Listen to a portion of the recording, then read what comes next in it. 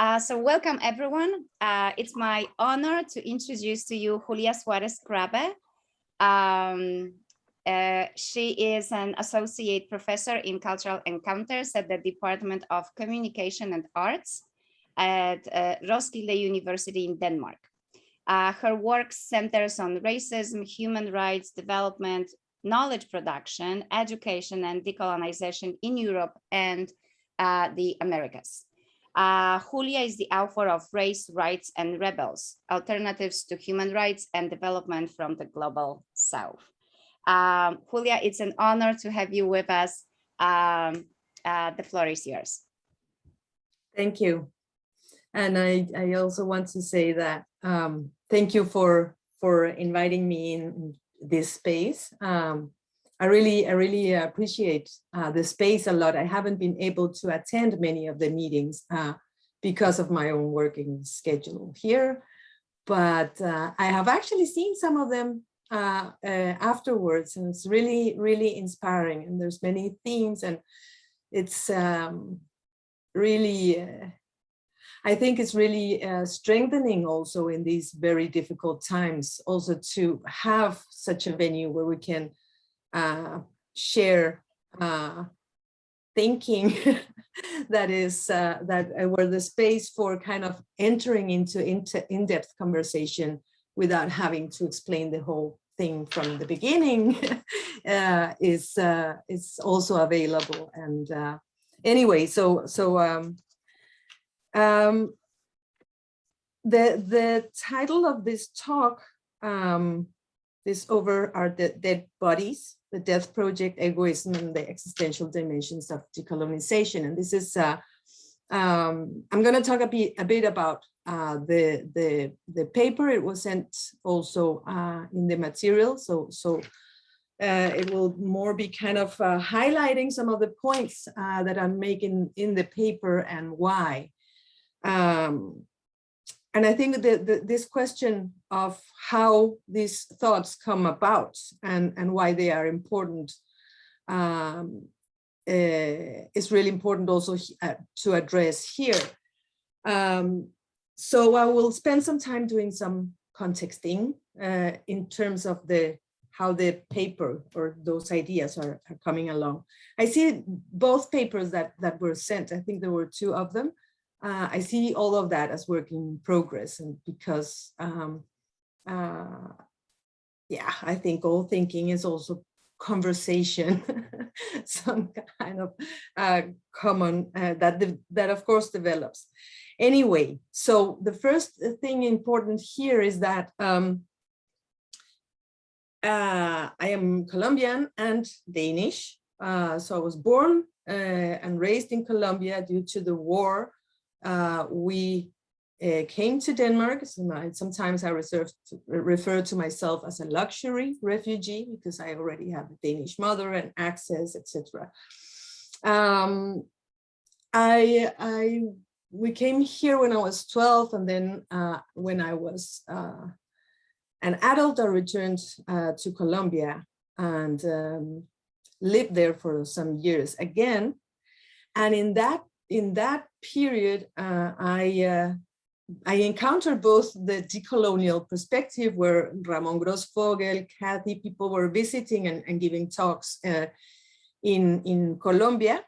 But at the same time, I was also looking into or participating a lot in the social movements in Colombia, and the big meetings that they had. So there I met the person that came to be my mentor for many years, Saúl Martínez, who is now an ancestor. He passed away some years ago. Saúl Martínez is one of the several spiritual authorities of 4 peoples that live together and share the territory that is called Sierra Nevada de Santa Marta in the Colombian Caribbean. So the short story is that with him, I learned, he in many of our conversations, we had a lot of conversations about how epistemological issues, how to understand things differently, and the problems with the ways in which us, the civilized, live, and how we cause harm to the mother world, or Mother Earth. And on the one hand, in relation to that, and on the other hand, in relation to my saying that I felt much more rooted, or much more belonging in Colombia than I did in Denmark. Well, he said he started using the notion of relinking. And relinking, as he first explained to me, he said that sometimes people would come, he was referring here specifically to anthropologists, and they would ask him whether he was religious. And he would say, well, yes, if we take the etymological sense of the word as someone who relinks, who is linked. And so in that sense, relinking is this continuous process of engaging with the mother, with others, with, being some kind of being in the world. That notion became important to the extent that he also said that it was important that I relink to Denmark. That, I mean, that was also part of who I am. I have, there's a lot to say about that in terms of identity, but that is one of the things, in terms of this, and this specific presentation, that is something that really has been a process for many years, my thinking about that. And also, therefore, engaging in depth in, okay, so I'm in Denmark, what does decolonization look like here? Okay, so another very important contextual thing that we were briefly touching upon before we put on the recording is the kind of the state of things here in Denmark. In this last round of living in Denmark, I've been since 2006, and there has been an increasing repression through the law. This is why I also sometimes say that we do actually have apartheid in Denmark, if we understand apartheid as being the implementation of racism through the law. This speeded up after the cartoon affair that you probably all know about. That was around those cartoons of the prophet were published in 2005. And the repression here, at least the legalized repression, is especially targeting Muslims. So we have reached as far here to this year, a new category emerged to denominate specific people, and that is the MENAPT, MENAPT, they call it here. And that is an abbreviation of Middle Eastern, North African, Pakistani, and Turkish. So people, that denominates people with those kind of origins, even if they're born here. And both the immigration policies, but also the citizenship policies are really designed to repress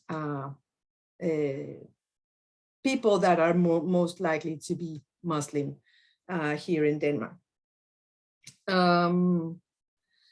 Yeah, well, I'm not sure how much I should go into detail into what is going on here. Maybe just to mention that we have something that is called the Ghetto Package that was approved in 2018 that includes differential laws and governance for residential areas populated by, so the category used there is non-Western peoples. And in that category, according to the state, the Latinos will also fall into that category. But as you can see with the MENAPT category, the law is really designed towards a specific subgroup of non-Western people. Also this year, 2021, we had further restrictions to citizenship laws, so that that people have to have had a job at least for 3.5 years prior to applying for citizenship. People that are born and raised in Denmark have to apply, in some cases, have to apply for citizenship anyway, because technical legal issues with whether parents are naturalized or not. If you have committed any crime or have debts, you know, even if you didn't pay a fine, you cannot apply for citizenship.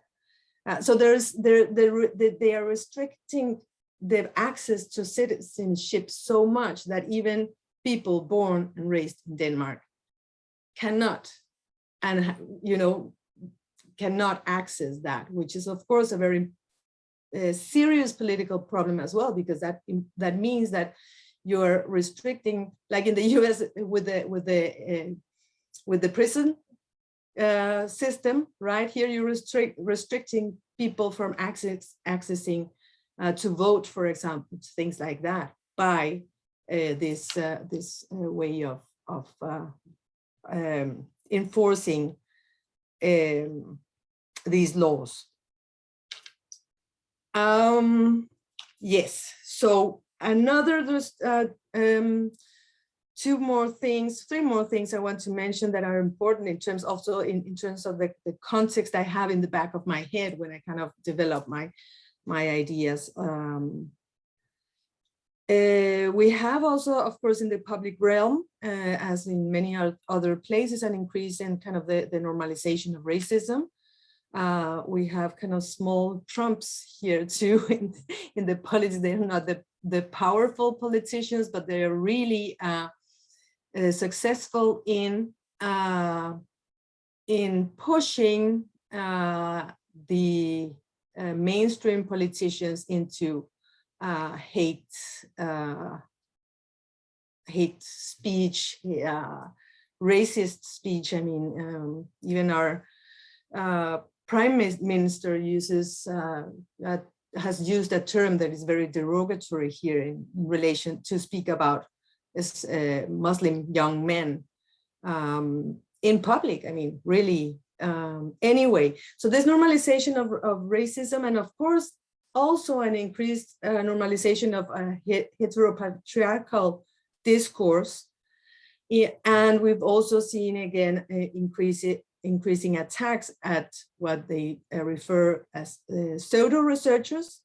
So people meaning people working within migration studies, critical race studies, feminist studies. Many of you know about that because that happens in many places in the world. What has happened here in terms of that is that colleagues are, I'm not sure why, but kind of this perspective in terms of this is not new, this is a strategy, and this is not just, I mean, this can evolve, and it's actually some form of participation or laying the grounds for even more repressing laws, this issue of trying to silence critique in general. Yes, so we also have increasing social inequality and the dismantling of the welfare state through cuts and privatization, but that has happened for, I mean, that has been a long process. Of course, there is resistance to all these things, and that is important to mention. I think also that is why we also see increased kind of attacks also in the kind of public realm.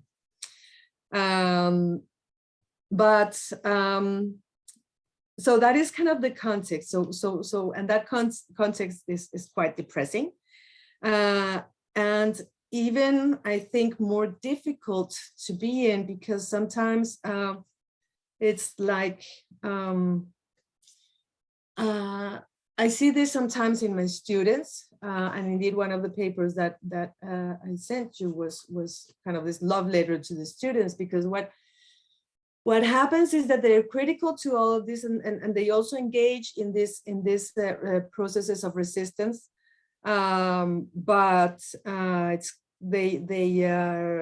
it's very difficult for them to see kind of a what then, you know, a beyond this very same order that produces these problems. And I am, of course, should have to say, also very inspired by both Aimé Césaire and Frantz Fanon in terms of thinking about, on the one hand, the Césaire in terms of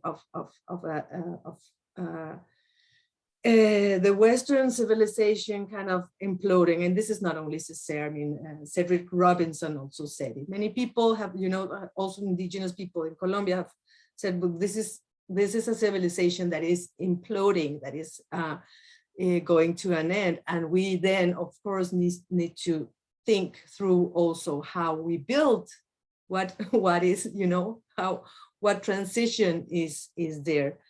And I think that part is very difficult for the students. At the same time, I think that they might be a minority in the world, and I'm thinking here specifically about white Danish students. They might be a minority, but they're very powerful. I mean, because it's through the reproduction of the system that we continue having these problems. And I also believe that part of the backlash that we're having here in terms of anti-racist and sorry, not anti-racist, racist and patriarchal discourse is to do with this issue that many people don't know where to land. So they feel criticized and this is a critique that goes to, that goes very deeply, both in terms of subjectivities, but also in structural terms and the relationship between those two.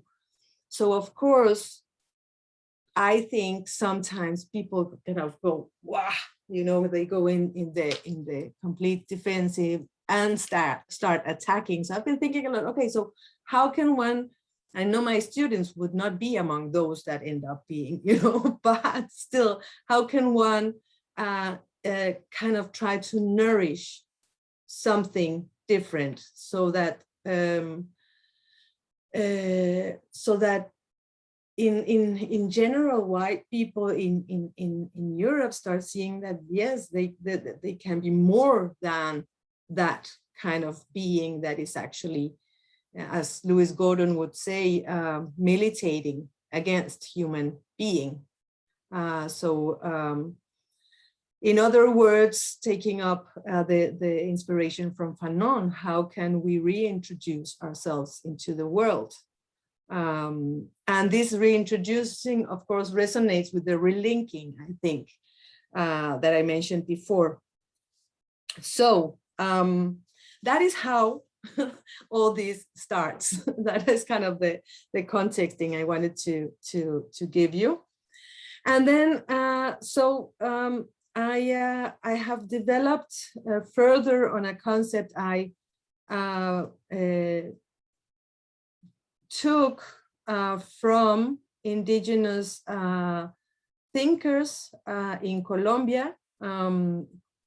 They speak about the Death Project, which I think is a very important concept because it might resemble the notion of necropolitics of Achille Mbembe, and also what Nelson Maldonado Torres has called the death ethics of war.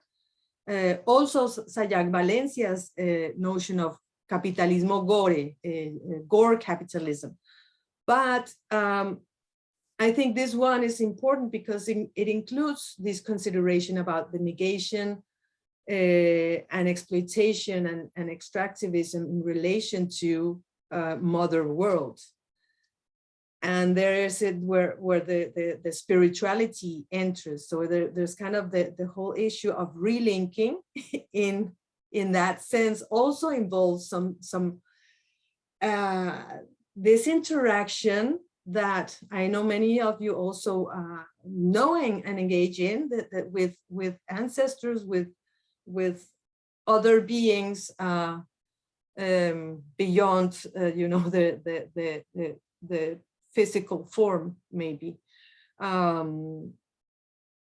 Yes, so in their definition of the death project,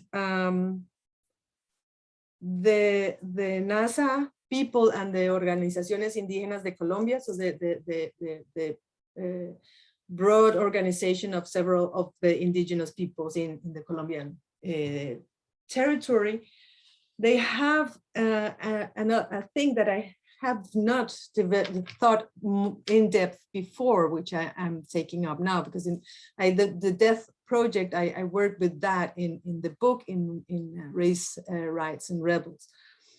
But they say that the death project, so the conquerors brought with them their death project to these lands. They came with the urge to steal the wealth and to exploit us in order to accumulate. The death project is the disease of egoism that turns into hatred, war, lies, propaganda, confusion, corruption, and bad governance. So I'm here interested in the disease of egoism, that part of the death projects. And I think that is allows to kind of approach these existential dimensions of colonization, which I think are also important to understand precisely to move beyond towards something else. So very kind of what's in essence, this understanding of the disease of egoism, then I start thinking with Silvia Federici, with Enrique Dussel, and especially those two. And I see that the disease of egoism, we can say that it emerges historically, specific in kind of and is involves specific ways of relating to time and to the land, and even to the spiritual or to magic or whatever we may want to call it. So I draw on Silvia Federici in terms of her wonderful, I still think it's a wonderful exploration into the witch hunt and what that meant in terms of Europe. And no, globally as well. But anyway, so the witch hunt, she says, was central to the subordination of life to the production of profit, so to the emergence of the capitalist system. With the witch hunt, torture and death were placed at the production of labor power. Sorry. So life was transformed into dead labor. So it is in this sense that she says that in reality, the body was the first machine of capitalism. In the transition from feudalism to capitalism in Europe, she says, and this is quoting her, it was not the workers who were liberated. What was liberated was capital, as the land was free to function as a means of accumulation and exploitation rather than as a means of subsistence. So what basically happens there is precisely a detachment of people from the land and of all those relationships that I think resonates with the description of the death project as well. And so here we have some of the broad things that Federici says that I think are important to have in mind here. And in my own work, I have looked into how it is important to take into account 6 different processes of extermination that took place during the early modernity to fully understand what the witch hunt actually meant. And this resonates a lot also with Federici's work. But a useful way to think about it, I think, and this is something that I drew from Shelley Wright on her work. But this is in a period of 10 years, around 1492. We have that the witch hunt had begun. Al-Andalus, so what is today Andalusia, Andalusia, I don't know how you, Andalusia in Spanish.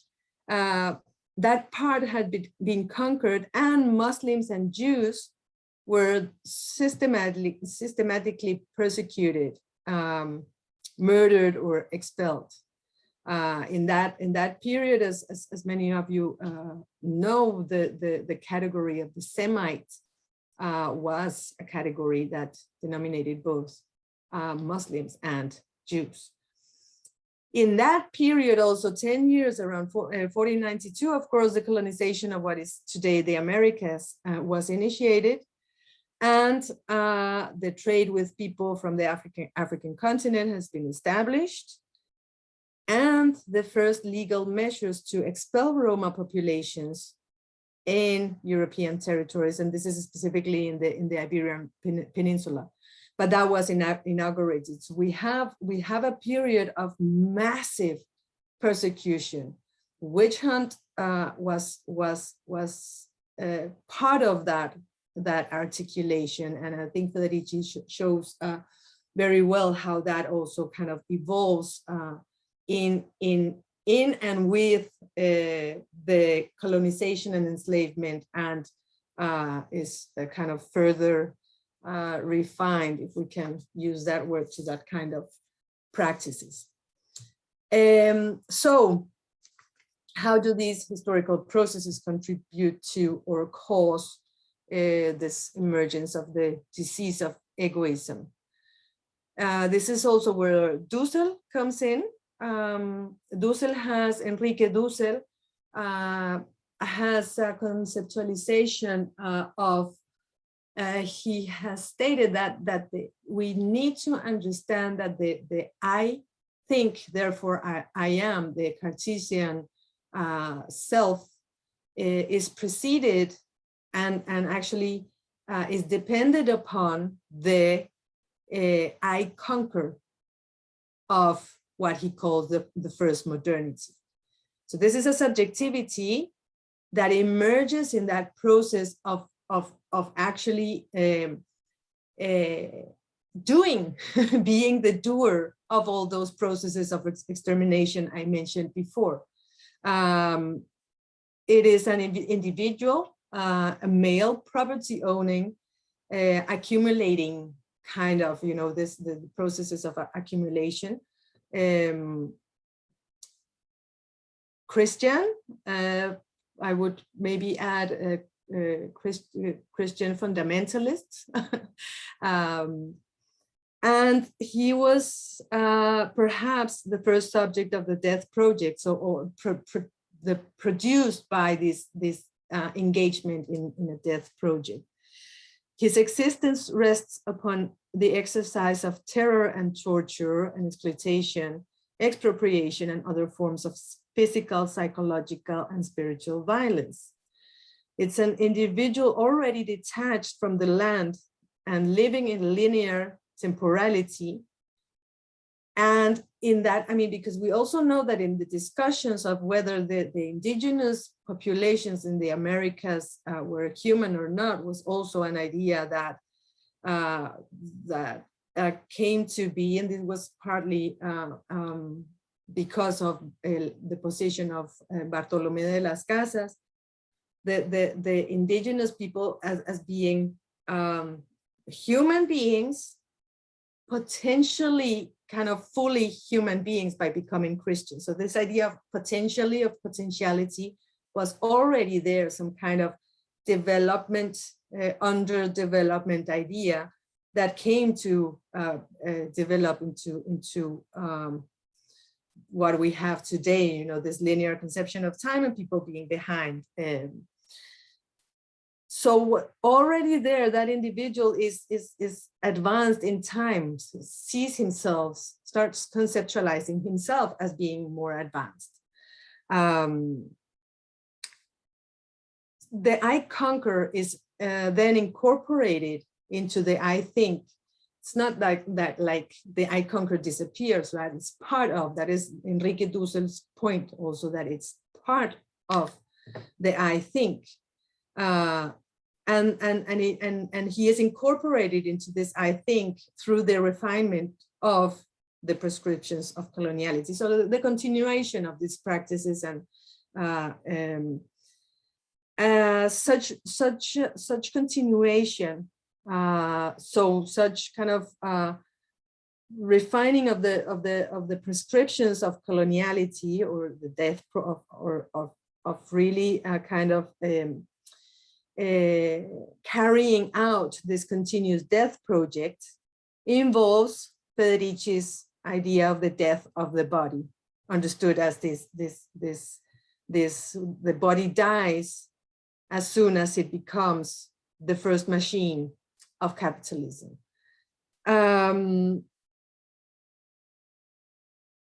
That death of the body means also, according to Federici, that the body as receptacle of magical powers, Federici uses the word magical, magic, that it was destroyed. And I think this is quite important, and this is a quite important point that resonates also with something that some indigenous peoples with whom I have interacted, or that I have seen in presentations in YouTube. You know, one of them is Dan Wildcat, saying that it's important to remember that even that we were also tribal peoples. This is the words that he used before we became modern people. So in that sense, I think that kind of remembrance of what we were can help also thinking of what we actually can be beyond that restricted understanding of the self. And of course, I think that it is important to understand this whole development also in terms of Europe, Denmark, precisely because that the idea of the individual is so ingrained in people and in our ways of being, that, you know, this understanding of my time, you know, as if time could be owned, my life as it kind of as if life also could be owned, but also of some kind of it's very restricting also in terms of being, because it kind of entraps people into the span of a lifetime. So you're born, you succeed in something, and then you die. It's basically kind of that kind of. So that also makes people to race through a lot of things, and you know, and the whole doing better, having more, as opposed to what in Latin America, for example, some indigenous peoples talk about the living well. Well, it's translated as living well, but it's enough, just being, and that's it. So these kind of this ways of this understanding and this way of being in the world is, of course, also part of us. And I won't say that I'm kind of, oh, I'm saved. No, no, it's part of us. So how also to allow or to nurture what else we can become in this specific context that I mentioned to you before, with people that are actually wanting to contribute to a better world, but cannot imagine that the individual, I believe that the individual cannot be part of that. I mean, that idea of selfhood needs to go.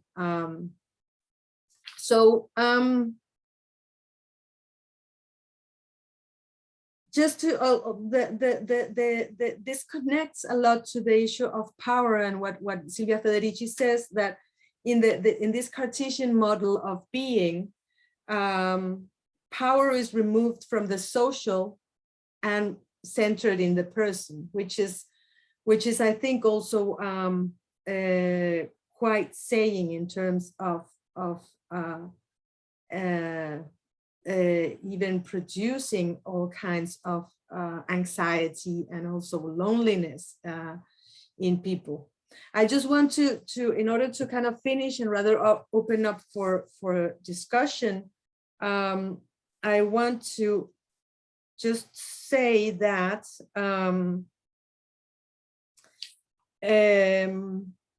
I want to read a bit of that paper aloud in terms of their understanding of what the disease of egoism is.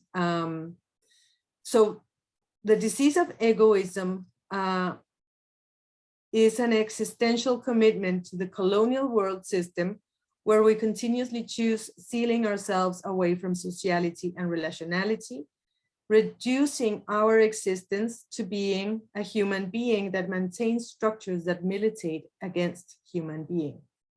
So this is Gordon.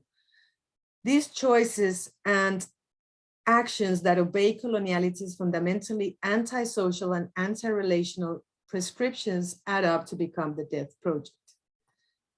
The disease of egoism emerges when the self becomes the whole. So when we start understanding this idea of our lifetime and lifespan, we become the whole. And the disease of egoism can become a condition of self-implosion to the extent that it also requires us to commit to the lie that embodied reactions to living in an unhealthy society, such as stress and anxiety, are an issue of self-management. As Louis Gordon noted in an online lecture last year, the problem is rather that healthy people suffer in an unhealthy society, which is why he, along with many others, also speaks about the importance of radical projects of non-narcissistic love.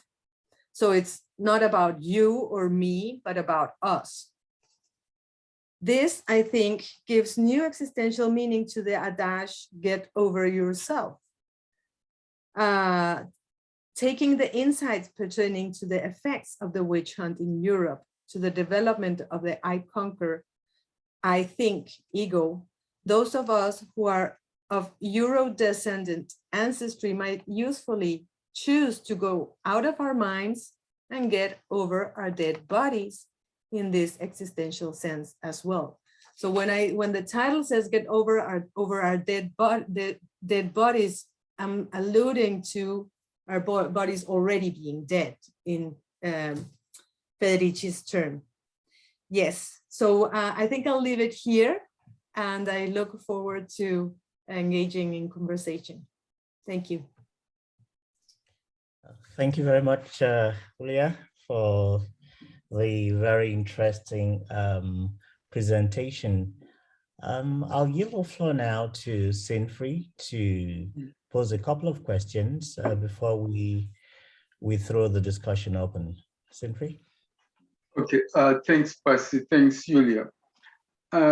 let me start off with what I've been thinking about. In your perspective in Denmark, the issue for you is that the individuals that need to be decolonized, whatever that means, are the white Danish. Is that the case? Is the argument here that the individuals who should be the object of decolonization are not so much the immigrant communities, etc., but the white Danish themselves? I think the reason why I start thinking about specifically the decolonization of white is because I don't see many people here taking that question seriously. I see scholars working on racism, on migration regime, but this deep question about how we ourselves are embedded in the whole structures that we're criticizing remains absent. So this is why I take kind of that that approach. I know that within the at least Afro-German scholarship, for example, there is a scholar, Grada Quilomba. She has worked a lot with the decolonization of the self in terms of the Afro-German communities or Afro-European communities. And I think that I have also worked in terms of, or have had some ideas in terms of the decolonization of the Colombian kind of mestiza side, which also, where we also have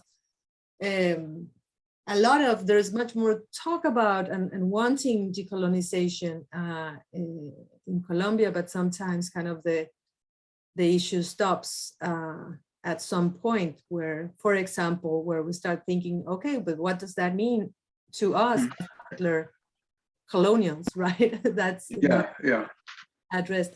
So this is why I'm not sure I'm answering your question. I think the question is important to all of us across the different differences and hierarchies.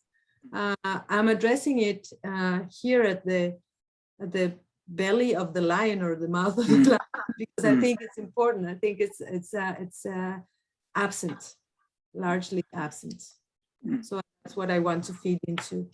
Yeah, because if there's anything I've learned from the Black Lives Matter movement and the presentation last week by Frida Ikyoto, is that for decolonization, either as an intellectual project to succeed, it will need to be articulated in quotes by my white colleagues, not people like me. It's, in other words, when it is articulated by people like Basi, myself, who have experiences of colonization, it's taken as for granted. That's what they should be talking about. But the argument that I think Basi, myself, and other people are making is that decolonization is of benefit even to the white intellectuals themselves, right? That it is not of benefit, that it is of benefit to me and to other Black minority scholars is obvious, but that it is of benefit even to the white scholars. The example that this comes up very clearly is like the South African case, that the end of apartheid liberated not only the Blacks in South Africa, it liberated the white South Africans to become who they are. So in a sense, what decolonization does provide is an opening for white scholars to do the research that they may have wanted about themselves. That's one way of thinking about it. But then the other question that I want to ask, which came into my mind when I was reading your work, you say somewhere there that there is no middle ground in decolonization. And I thought I wanted to ask you what you meant by that. I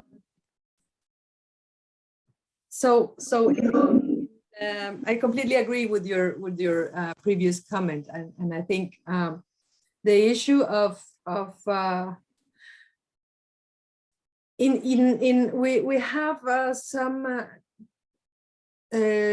discussions, and I know that you also have them in other parts about what privilege and in terms of the anti-racist movement. I think that sometimes also kind of brings people like my students kind of into then they're then I have privilege, then you should kind of do something, right? I mean, it's kind of a stopper for them. And I know that Lewis Gordon is speaking of thinking more about license and less of privilege, because maybe many times when we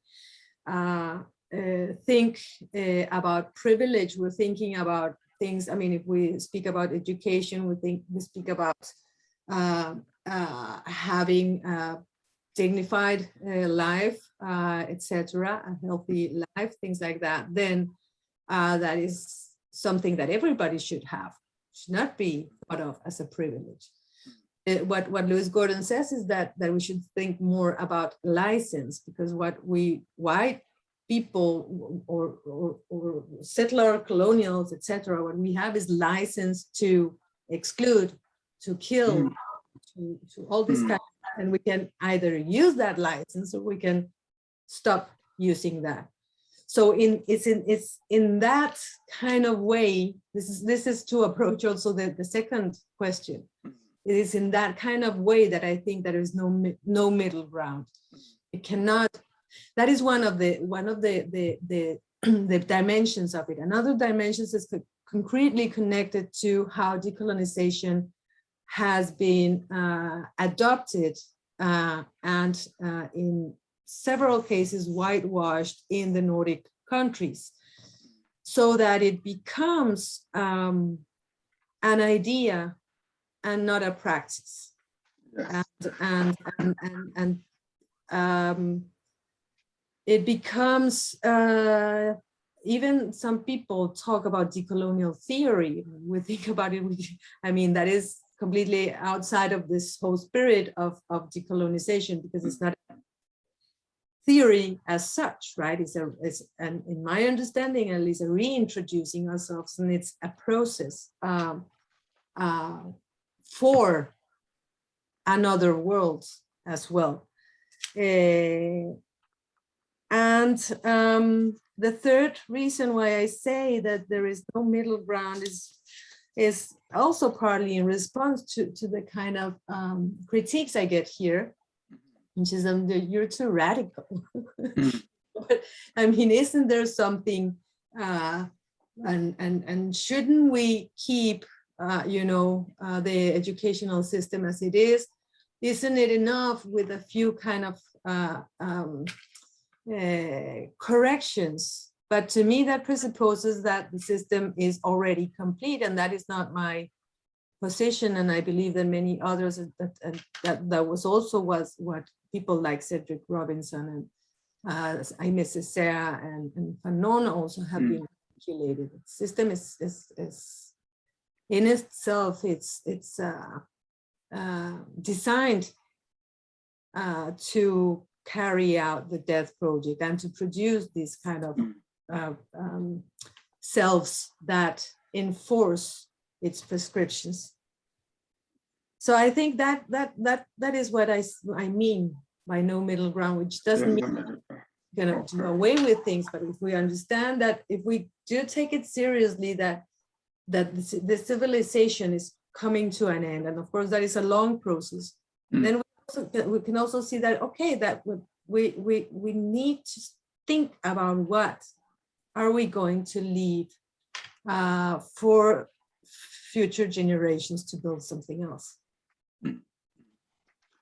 What is interesting about your presentation, when I then compare it with the presentation last week and with some of the work with what Lewis Gordon presented as well, is that a certain number of ideas are beginning to get clarified by people who are looking at this issue, but from very different geographical sites, that there are key texts that we all need to read or reread again in Southern theories or decoloniality, like you were talking about Epistemologies, Frantz Fanon, etc.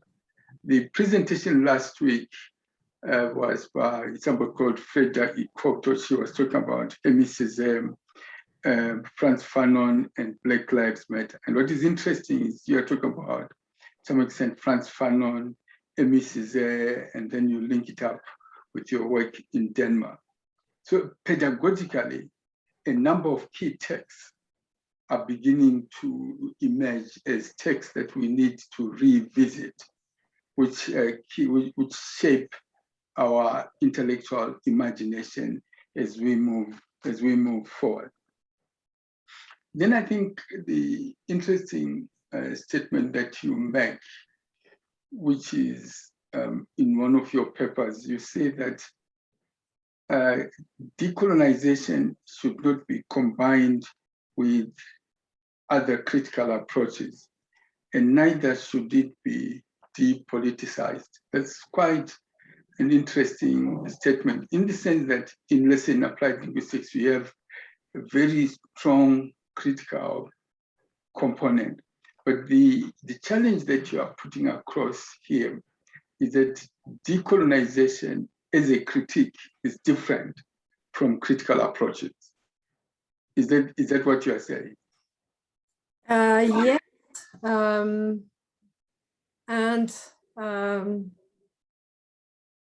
again, it is, and it is also, and again, a way to speak to these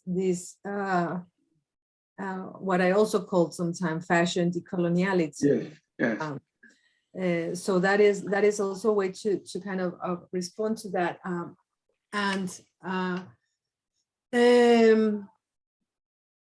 even how decoloniality in at least in the Nordic countries is precisely being used as critique, as I mentioned before, as a critique, but this is something that you do in writing, but you don't really do anything beyond. Yeah. And in many cases, even the critique that you do stays within the critical canon, so to speak. Yes. So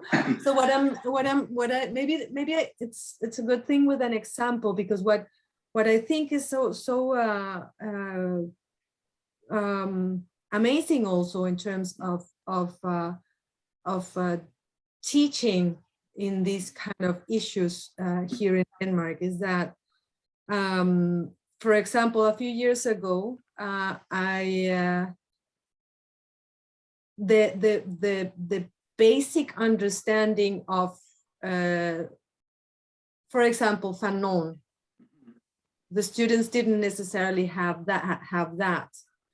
Now, this is about my program, because it's, it's a niche, but anyways, it's not to make it big, but in my program. And just yesterday, I was studying the first class of the semester with the master students, and they do have notably much more tools to engage in text. So so the kind of the core text to begin with are no longer Fanon, because somebody else actually taught about that in my program, right? So I could move on to include other thinkers that from the global South. So I think that also this is to say that the whole the differences it makes is also very important to take into account in terms of what kind of texts we can include into this list of how you said this important texts of decoloniality around the world. And I think that might be different in different places. I got a bit of, can you repeat the other part of the question? The other question was that that decoloniality cannot be combined with other critical approaches. I think I'm quoting you. And why that is the case for me is because critical scholarship, even critical applied linguistics, has run out of steam. It can't see its way clearly because the problems that it is trying to address cannot be conceptualized using the existing analytical apparatus that linguistics, applied linguistics, or current Western scholarship offers. You can't solve a problem using the frameworks that created the problem in the first place. Yeah. I think perhaps also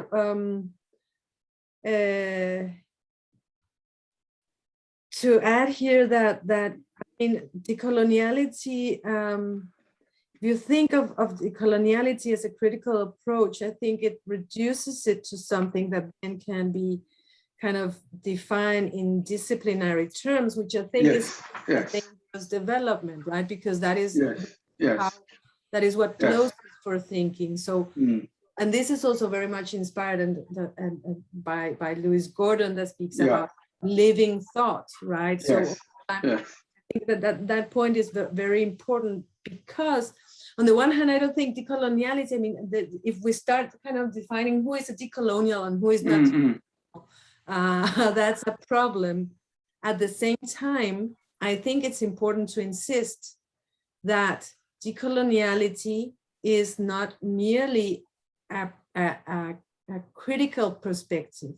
It entails actionality, responsibilities. It entails, it's an you can say in that sense, it's an ethics, perhaps more than or a relinking, a process. Perhaps, and therefore it needs to be open. It needs to also have these different expressions that it starts to have in different places, right? I mean, that's true. Taking up the term and doing different things with it. This is my last statement, then I'll give it back to Bas. Decoloniality, for example, for me, of linguistics or of history, etc., is not conceptually feasible, because the aim of decoloniality is to go beyond a discipline. And if you're going to talk about decolonizing linguistics, you are going to reinforce, I think, what Lewis Gordon calls disciplinary decadence. You are creating the discipline when the essence of decoloniality is to be transdisciplinary, to go beyond the discipline. So when I say decolonization of applied linguistics is not possible, it's a contradiction in terms to seek to decolonize applied linguistics, because you'll be reinforcing applied linguistics. But the essence of decoloniality is to go beyond that discipline and create a new configuration of discipline. Anyway, but let me hand over to you. This has been, your papers have been very fascinating, I must say. They were very interesting to read. Thank you. Yeah, thanks a lot. And we've all been taking very copious notes as the engagement has unfolded. So I think, Magda, you have a question. Would you like to go first? Yes, thank you, Basi. Thank you so much, Julia. It's been really inspiring to both listen to you today and to read your work. And it resonates with what I learned this summer at the Caribbean Philosophical Association. So you know, when I read about Mamos relinking and the Death Project, but also the Life Project by Organizaciones Indígenas de Colombia, and I think about the projects by CONAIE in Ecuador that's been promoted so much, as Suma Causai, which is the plentiful life. So going back to nature, connecting, living in harmony with each other and with the nature.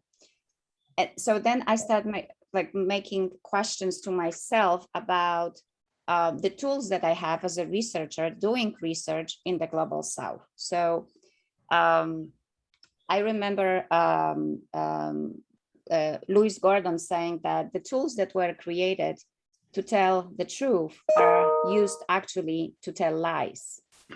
And then when I think about also what Catherine Walsh was saying about the cracks, so I kind of understand her cracks where life can emerge, like with the Life Project that you are talking about. And she's saying that the government is not a platform in which life can emerge. So those cracks, they are created really in different places. And then I'm trying to think, like, how can my future research inform maybe the policymakers, the government, and maybe I'm thinking wrong. So my question is really about how, Julia, how would you suggest to do ethnographic research, knowing that so much harm was done to humanity? And so what tools, ethnographic tools, I can use to really do research that is, as you just said, about us, a research that would relink, a research that would get over my dead body. Can I ask where do you work or live and with what your ethnographic research? Of course. So I live now in State College in Pennsylvania. I'm doing doctoral studies at Penn State. And actually, my advisor is here, Mari. She will be making a question, and Maconi is also on my committee. But I lived 16 years in Ecuador, Julia, and I worked there. I did my master's degree there with Catherine. My research is based in Ecuador. So I'm doing ethnographic research on language policies in Ecuador. Okay. It's just nice to know what context also I'm speaking with. I am not a friend of methods.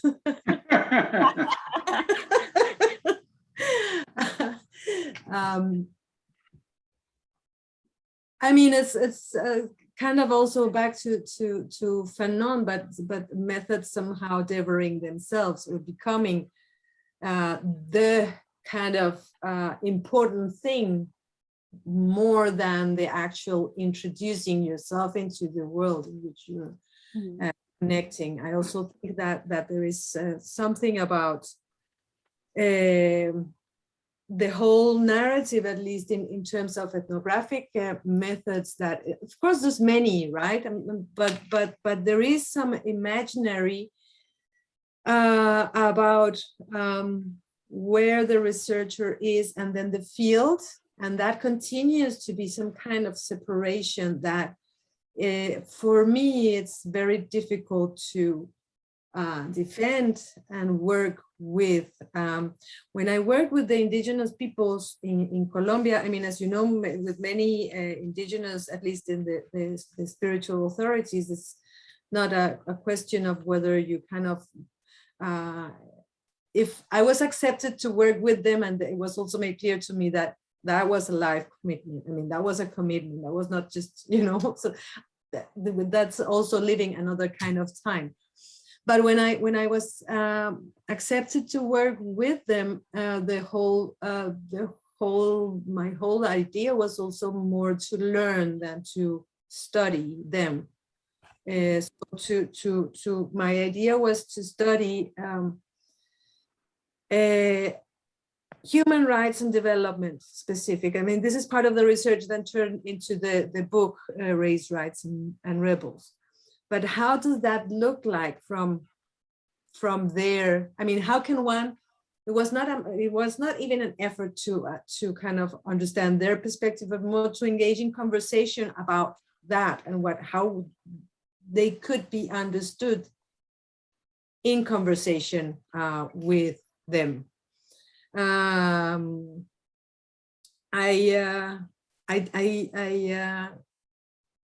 Concretely, it took place like this. I carried out one interview at the very beginning with Mamo Saúl Martínez, and that was it. Then from that, of course, I listened to it many times, I transcribed it, but the idea was never that the interview should be used to kind of to analyze, but rather as a point of inception for further conversation. So from what he said, even that 2-3 hour interview, there were many things, starting from stones also having rights, rivers, all these things that I learned a lot from. So in that way, it was interaction more than ethnography. And that was in the specific case of mine, because I think what is also, well, I know that what Catherine Walsh does, for example, is she gets commissioned to do specific kinds of work by the people with whom she works, with the social movements, Afro-Ecuadorian movement, right? That is another way of doing research that colleagues do. So I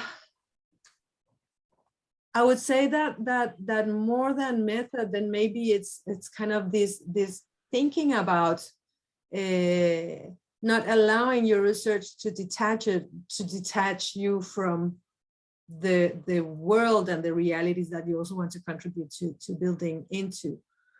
I have done some work here in Denmark with the refugee movement, especially the people confined in the deportation camps, which involves some interviews. We can call it participant observation, but we were of course also engaged in the movement, and we did that. We made a report about what the deportation camps are, both in legal terms, but also in geographic terms, and what they do to the people confined in the camps. And we did that because it was needed. There was nothing about these camps, as they're also relatively new here, and people in the movement didn't have. I mean, there was a lot of, but who? I mean, is this a prison or is it not a prison, or what is this? So we needed to have some sort of clarity about what it was. So that is another kind of engagement I have made, which again is perhaps more kind of intuitive. I don't know if you could call it that, but I hope that this at least gives you some inspiration in terms of perhaps just bracketing the idea of method for a moment to think through, okay, what is this about, and what is it that, and then from there see, okay, so what tools can then be used to do this work, and whose interest is it, for what, for whom am I doing it, all these questions. Yeah, exactly. Those are the questions that I have on my mind. And they are important. Yeah. Yes. Yeah. Thank you so much, Julia. I don't want to take more time because there are more questions. All right. Thanks a lot, Julia. There's a question here from Lisette. Lisette says that a Chilean student living, I'm not quite sure where he is, in the US or in Denmark. Oh. And Lisette would like to know what you think about good living being a way of overcoming this disease of egoism to which you referred.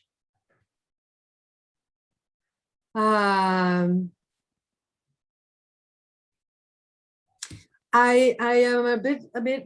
Thank you for that question. All the questions are really inspiring.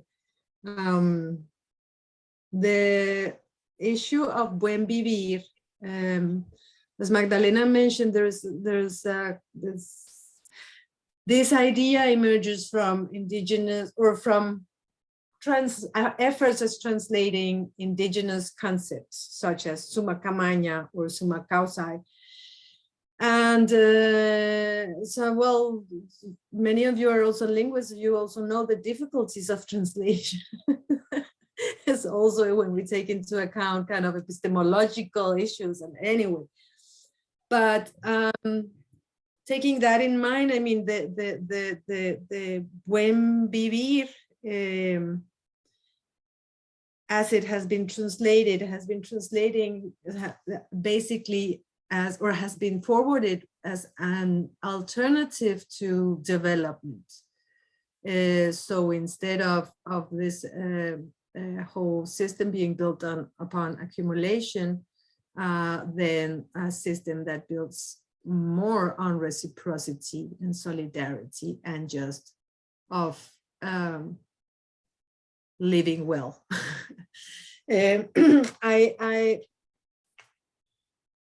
I'm not sure I can say much more about that concept. I think there are different understandings of, I mean, there's similarities across different concepts. At least I know that in Sierra Nevada de Santa Marta, there was also a concept called Shigoneshi, which is all this about you. I mean, I give, you give, we engage in a kind of it's not a give and take as we understanding, but it's more a kind of a circularity in terms of nourishment and collaboration, and also of returning what we have taken from the earth, or asking for permission. So much more reciprocal ways of engaging. And whether I think that is a way to overcome the disease of egoism. I mean,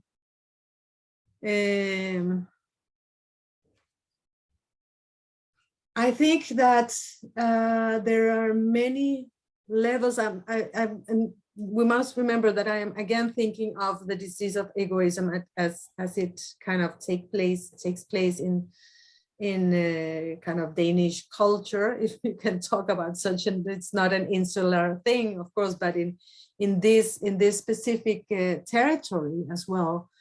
And I think that it's important not to take concepts developed by other people in other places to speak about what we do, because what I think I'm trying to also to invite my students to do is to articulate ourselves what it is that we call whatever we do, but what is this rearticulation. So in a sense, maybe I'm calling for some kind of relocalization, but I'm also thinking that one of the tendencies in at least in these latitudes is to exotify indigenous peoples or southern knowledges so much, so that take a concept and then you say you use it, but the whole kind of corporal, existential, spiritual understanding and linking to the place is not there. So I think that's what I'm trying to kind of nurture some paths towards that kind of work. And of course, the exoticization of other peoples is not devoid of the whole racist imaginaries anyway. So yeah, but I think I hope that answered your question.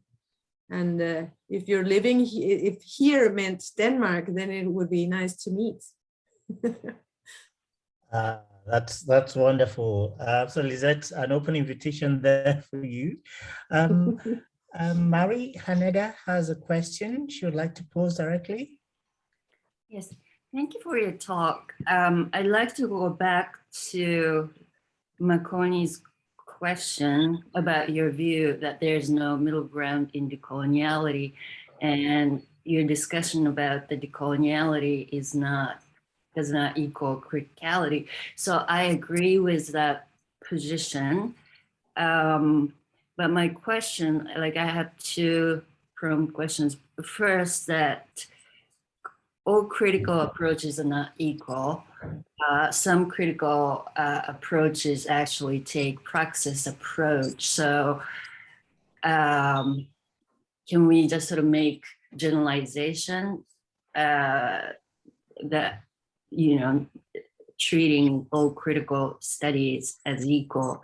Like if you think about critical legal studies, it's really challenging the orthodoxy of settler colonial foundation of American Constitution, right, in American legal system. So there's that. And the other thing is, I agree with Makoni that we can't really do things with the tools that created the problems, but then there's some conflation there. That's to say, tools can be like in ethnography, it could be observation, interview, and whatever. So basic things we do as human beings. And I hear you saying that, you know, we engage in interaction, but it's more of ethics that you carry with you, how you engage with conversations. So there are, you know, like ethnographic techniques, like everyday behaviors, but it's how you engage, like the spirit of reciprocity, and also you're talking about relinking to the land and so forth. So when we use the term tools, we have to be sort of careful. Are we talking about conceptual tools, Makoni?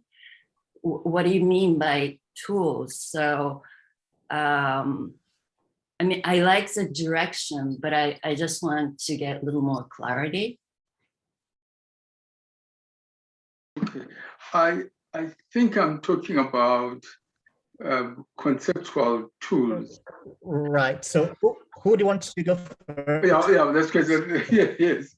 I think you, Julia, should answer first, because I will always have a chance of talking to Mari even after this session. So Julia should answer first. Oh, I also think it's nice to have kind of a conversation, because that's actually a good question to Simfrey, Mari. Also to me, I mean,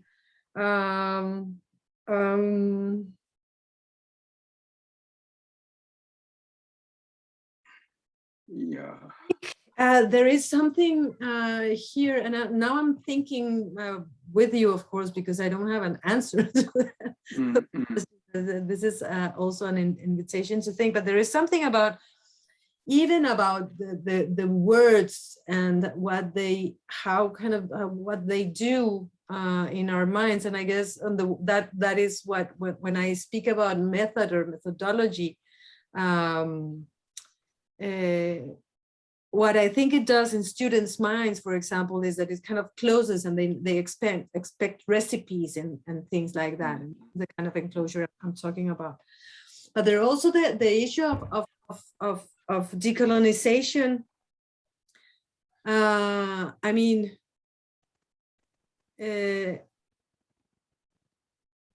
or what we call what we're working for, because if even as this has also been parts of some of these discussions, the decolonization requires coloniality and colonialism to be there. So what is what so it also into kind of is tied to that. So how can that how can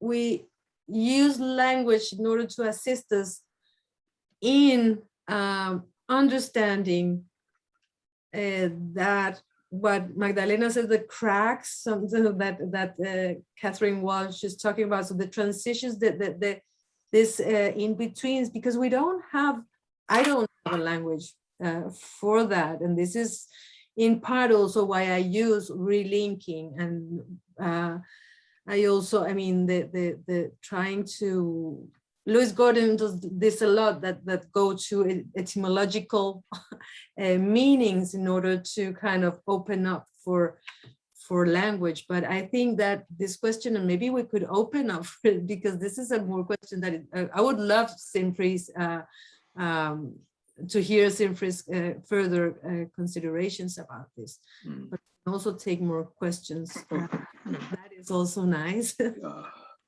I think tools are conceptual. They may have, in some cases, practical manifestations, but all tools are conceptual, or they have a conceptual layer to them.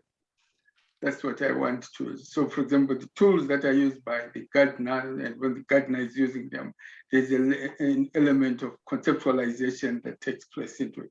Because I try and resist the idea that the only conceptual tools that we have are those of intellectuals. There are conceptual tools everywhere. The difference is whether they are codified or not. That's the way I would think about it. I want to think about it. Then the issue about methods is a very interesting one, because I'm inclined to say I want to intellectually resist a situation in which methods are self-devouring. What do I mean by that? What I mean by methods as self-devouring, it means that methods become so critically important in themselves as an artifact that the nature of the question that you are asking becomes less important, right? So it becomes a question of how do I go about researching this, instead of asking what is the question that you seek to address. So self-devouring methods are what at the moment I'm trying to avoid. But I know them. I'm talking now at a philosophical level. I know there are implications if you're trying to advise graduate students and they come up and they say, oh, does it mean that I should not have a chapter on methods, for example? Right, but that's a different sort of advice I would give if I'm advising a student. But talking as colleagues, I would say, I want to avoid a situation in which methods become the critical thing in themselves, right? They become the most important thing. They have the recipe of how do we go about it. Because once you frame it in terms of the recipe, it means that only certain questions can be asked. Because certain methods will only allow you to ask certain questions. And that is what I try and resist. I completely agree. I was actually thinking also something, because of course it's dangerous to say no method, because then what do we, I mean, what do you do? We also have the attacks on research, right? Yes. But and of course this discussion is very different in this venue, but I think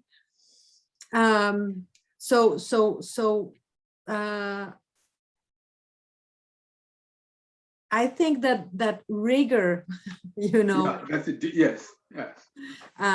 Rigorous thinking and exploring and kind of also looking at things from different perspectives. That is very important, and that is perhaps what kind of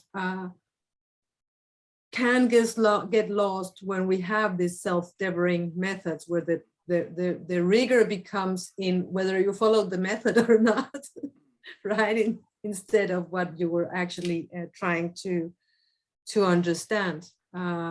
But yes, it's just an idea. Because you want to avoid a situation in scholarship in which the question is driven by the method. That Yeah. And it's easy to see when you look, for example, at the range of scholarship, that there are certain questions that are more or less predetermined by the method, right? Oh, they're doing this, then you know exactly what they're asking about. Right? Yeah. But if you think of scholarship as taking place in a multiplicity of contexts in which there are different configurations of power, relations, etc., then the question can't be driven by the method, because you don't know what that question is going to be when you get into the field work. That's why when students go away and when they come back, they will come back with a completely different understanding of what they're trying to do. Because Yeah. they'll be engaged with different people, different intellectual traditions. The methods that they may have carried with them may have been very useful, but once they encounter another reality, they come up with different things. But I'm now talking just philosophical. As an advisor, I would tone down what I say. I understand you need a chapter in methods. We need to write this so that you can defend your dissertation. But so what I'm saying should not be taken completely out of context to say, I'm saying that people should not write chapters about methods. I'm simply saying that philosophically they're difficult to defend. But the power of tradition means that you always find them anyway. If I may interject, McCartney, what you're saying is like making a distinction between method and methodology in qualitative terms, because methodology, you have to have theory, ethics, onto epistemological philosophy and axiological positioning, right? So in decolonially oriented research, you may be using the same tools, techniques, ethnographic techniques, but the way you engage in it is a philosophical stance, whereas method, I'm sorry if you're into conversation analysis, but really high analysis, it's sort of method driven, right? Yeah. So you have rules and you have to follow these. So I understand. I agree with you. I see your point. I totally agree with you. Yeah. So when you say that we, like when you take decolonial approach, like separating from critical approaches, so it's really at the conceptual level, but you're not really sort of saying totally, delinking all the common sort of like, tools or techniques that we observe or talk with people and so forth. So that's separate. That's separate. Yeah. That's true. Yeah. Dan, what do you think? Because I remember reading your book on research methods in second language acquisition at the University of Edinburgh. It was green.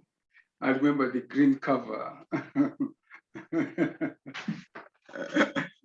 I remember reading the book very fondly. It was green. I can't remember the contents, but I remember the cover. Are you asking me, Sinfrey? Yes, I'm asking you. Yes. Well, yes, some people would call it a book on methods, I suppose. And besides the color, they might remember that. But the approach, I think, is different. Idea is that you need to perhaps start with something and use that enters you into the field. But the idea is that there's not one way of approaching teaching, right? But come in contact with others and therefore use it as a way to refine your own thinking, develop your own method, and go beyond. But it's starting with some place. I think that makes sense when you're working with teacher educatees or trainees. Yes. The starting point. Otherwise, you recreate or reproduce the way in which you were taught, right? You want to come in contact with another way of thinking. So that you can break out of the reproduction of your own experience. But that doesn't mean you stay there. It's a starting point. It's a starting point. Explore your own experience. So So don't put me in the mess. It's okay to remember the book by No, itself. but, I'm just yes, delighted you remember the book at all. you can imagine the impact it has had that some of us still remember the color of the book.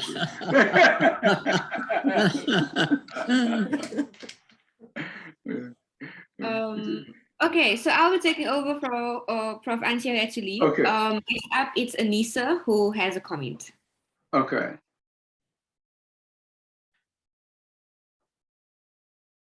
Anissa, you still there? Yes, Anissa. Anissa, you need to unmute. Yeah, Here we go. Thank you very much, Julia. I am overwhelmed with your openness and directness to taking our focus to spiritual intelligence. Mm-hmm.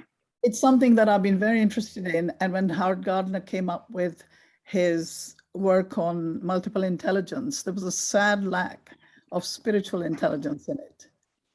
And in my work, spiritual intelligence is the guiding force behind all intelligences. And what you said today, I've been listening purely to the spiritual side of it. And you've touched upon so many exciting things like we were all there once. And then you've talked about the ego. And that comes from perhaps our civilization is to blame for it, because that takes us to conquest and colonization, etc. Now, I mean, I could go on talking about this for a long time, but that's not the platform. In our world, T.S. Eliot very wisely said, where is the wisdom we've lost to knowledge, and where is the knowledge we've lost to information? Now, in our world today, there is no lack of information and knowledge, and we keep adding that to our pool of complexities. There is only a trickle of wisdom, and today you have expanded that trickle into a mainstream, and I hope it just keeps growing. We need to we talk about decolonizing the mind. Perfect, that's great. We also need to decolonize the heart. But most of all, we need to decolonize the soul, or open it. And that's where we'll all come to that oneness and drop the I and join the I am, because you are. Thank you so much. I'm indebted to you, Julia. Good luck with your work. Thank you so much for those really beautiful and wise words. I think that and for that also that they do reflect a wise listening, which is, I mean, the resonance in terms of the whole issue of the spirituality is really important, and I think there's a lot going on also in these lands in relation to that. Different forms of kind of re-entering also our souls and our heart, because I think it's this kind of brutal disconnection. And yes, thank you. I'm myself on that path in different ways, and I've been that, but I'm also convinced that it's a very, very important part. Yes. Yes, as you said, that it's the Cartesian problem where, you know, I think, therefore I am, and it disconnects us from that. There was a time when we were very connected as human beings. Yeah. It's time to. Yeah. Thank you. Yeah, and this of course does not imply that everything was beautiful. We go back to in time, but that we can be more than we're reduced to on the one hand, but also that we can respond with more wisdom together in relation to different challenges and difficulties that we're doing now. Yeah, add the wisdom to our knowledges, you know. Yeah. In the end, actually, everything is quite simple, but yet so difficult, right? I mean, yeah. I think that with this note of wisdom and spirituality, we can finish this formal session. I still see some questions, also some questions from Makoni, so we can continue in the after party. So I will Yeah. stop the recording. Thank you to everyone for attending and for your questions and thoughts. And Yeah, thank you.